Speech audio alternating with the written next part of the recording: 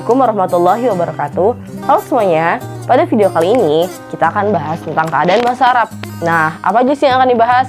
Ada keadaan bangsa Arab sebelum datangnya Islam, ada keadaan bangsa Arab pada awal mula masuknya Islam, kemudian Islam pada masa Nabi Muhammad SAW, dan selanjutnya yang terakhir yaitu Islam setelah Nabi Muhammad SAW wafat. Yuk langsung aja kita bahas pembahasan selanjutnya. Yang pertama, keadaan bangsa Arab sebelum Nabi Muhammad SAW datang.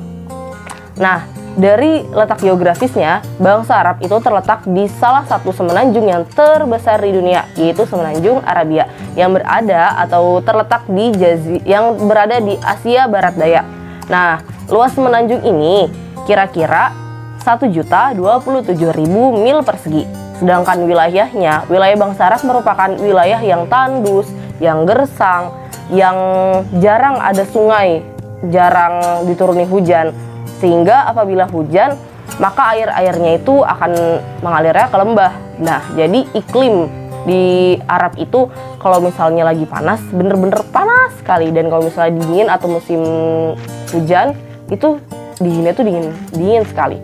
Nah, selanjutnya itu flora atau tumbuhan yang ada di Arab sebenarnya ada banyak.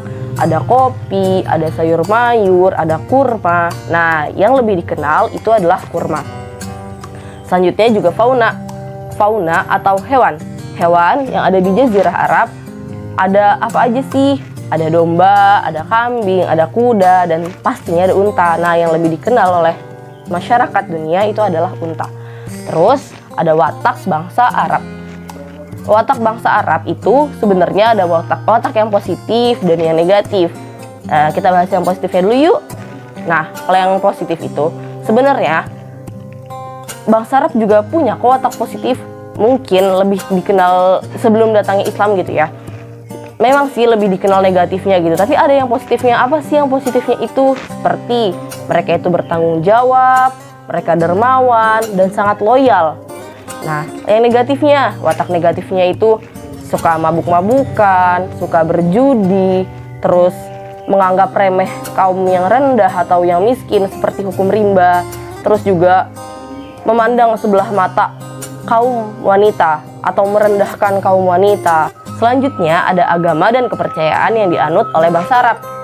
Ada apa saja sih? Ada paganisme, ada Kristen, ada Majusi, ada Yahudi pastinya, dan ada agama Tauhid. Nah, bagi mereka yang menyembah berhala, itu ada berhala yang terkenal. Ada Lata, Uzza, dan juga Manata. Selanjutnya ada politik dan pemerintahan. Nah, politik pemerintahan bangsa Arab itu seperti apa sih? Mereka itu terpusat di pusat pemerintahannya, di ibu kotanya. Masih menganut ya hukum rimba gitu. Jadi siapa yang kuat, siapa yang lebih kaya, dia yang berkuasa, dan masih banyak budak-budak atau memandang sebelah mata orang yang kurang mampu, dan lebih terpusat pada pemerintahannya pokoknya.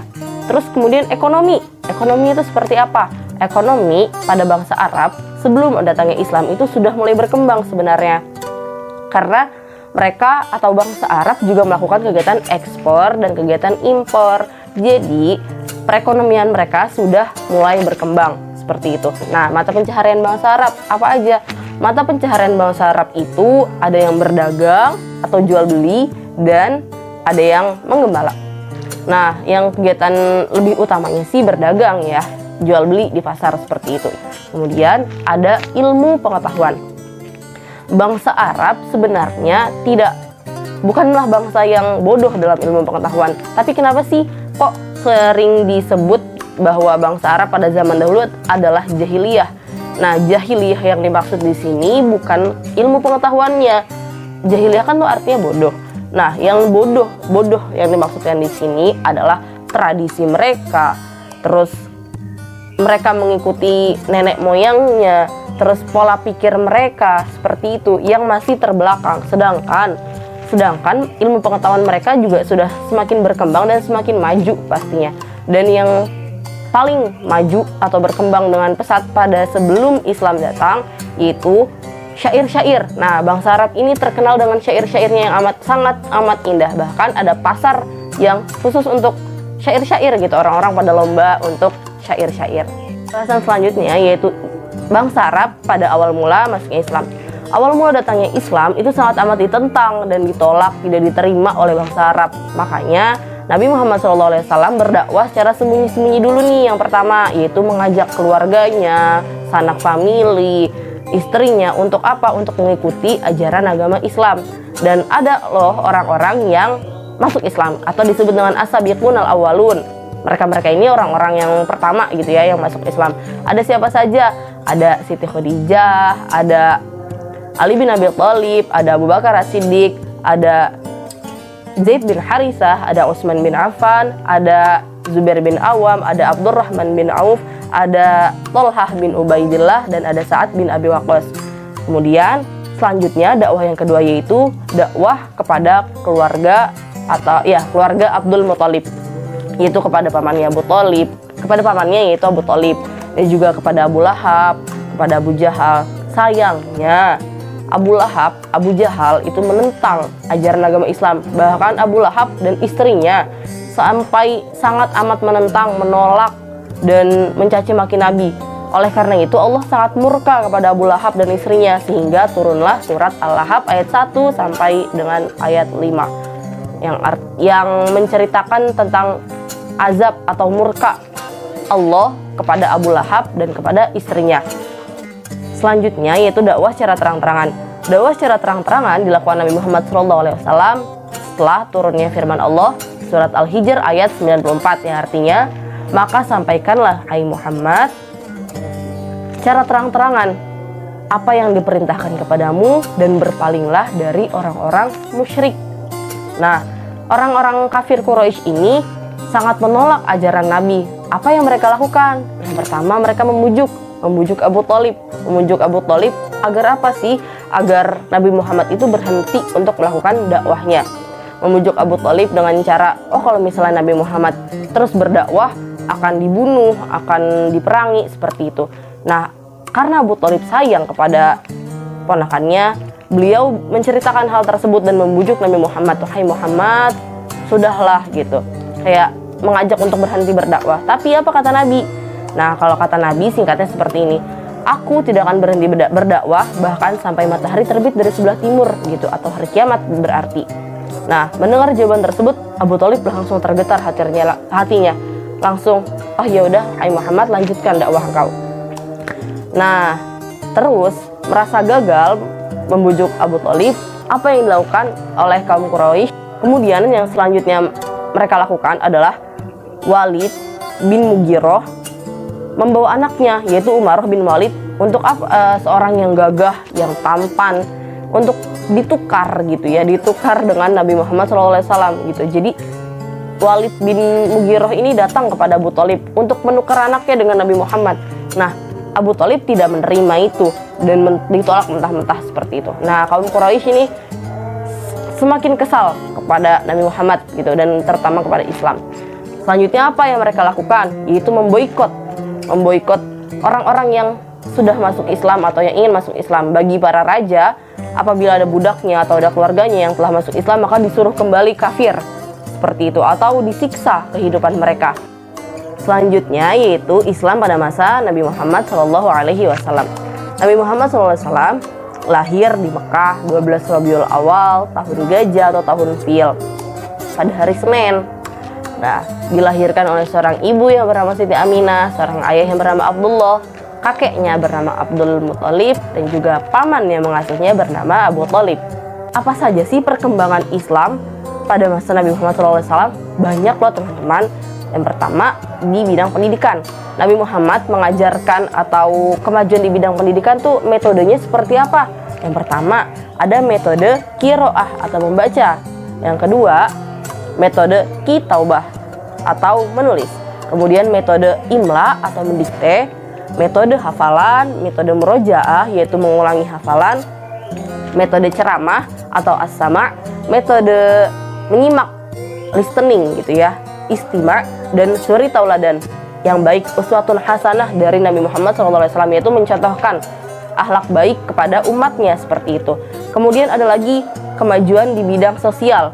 Nabi Muhammad SAW menghapus perbudakan.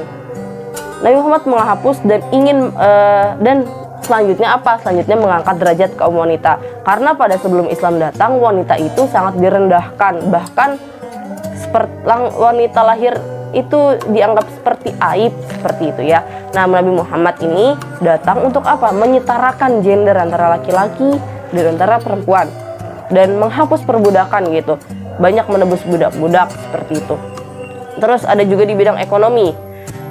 Kemajuan di bidang ekonomi yaitu saat 2 tahun setelah Nabi hijrah ke Madinah, turun perintah zakat. Kemudian Utsman bin Affan atas perintah Nabi Muhammad SAW membeli sumur di Madinah. Untuk apa? Untuk sumber kehidupan gitu, mata air.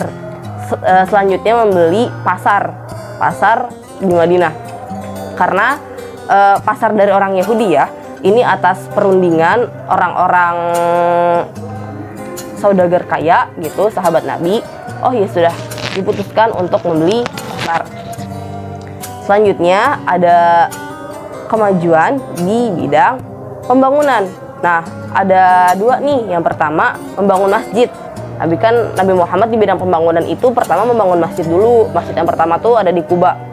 Terus Masjidil Haram. Kemudian pembangunan yang kedua, membangun hubungan antara kaum muhajirin dan kaum ansor. Jadi dieratkan hubungannya. Jadi kaum muslimin itu sangat erat kekeluargaannya dan persaudaraannya. Bahasan yang terakhir yaitu Islam setelah Nabi Muhammad SAW wafat. Nabi Muhammad SAW wafat di Madinah pada hari Senin. Ada yang mengatakan 12 Rabiul Awal, ada yang mengatakan 13 Rabiul Awal tahun 11 Hijriah, atau bertepatan dengan 8 Juni 632 Masehi. Saat Nabi wafat, banyak sekali peristiwa-peristiwa yang terjadi, seperti banyaknya orang yang murtad, terjadi perpecahan di mana-mana, terus munculnya banyak golongan. Nah, tapi Islam setelah Nabi wafat mengalami puncak keemasan dan kejayaannya. Setelah Nabi Muhammad SAW wafat, semenanjung Arabia itu takluk di bawah panji Islam. Nah, Islam juga mulai menyebar tuh ke berbagai benua Afrika, benua Eropa, dan benua Asia yang lainnya, Asia Tengah, Asia Timur, Asia Tenggara. Nah, saat Nabi Muhammad telah wafat juga banyak tuh muncul ilmuwan-ilmuwan Islam. Ada dokter, ada filsuf, ilmuwan yang lainnya seperti itu ya. Banyak bermunculan. Contohnya, ilmu kedokteran saja ditemukan oleh orang Islam yang bernama Ibnu Sina. Dan matematika ditemukan oleh ilmuwan Islam juga, yaitu Al-Khwarizmi. Jadi, Islam membawa perubahan atau peradaban yang sangat berdampak bagi dunia yang dirasakan sampai sekarang. Oke teman-teman, mungkin sekian nih penjelasan yang dapat saya paparkan. Semoga apa yang saya sampaikan dapat bermanfaat untuk teman-teman semua, dan khususnya juga untuk saya. Dan kami selalu mendapatkan ilmu yang bermanfaat dan terus bertambah ilmunya. Wassalamualaikum warahmatullahi wabarakatuh.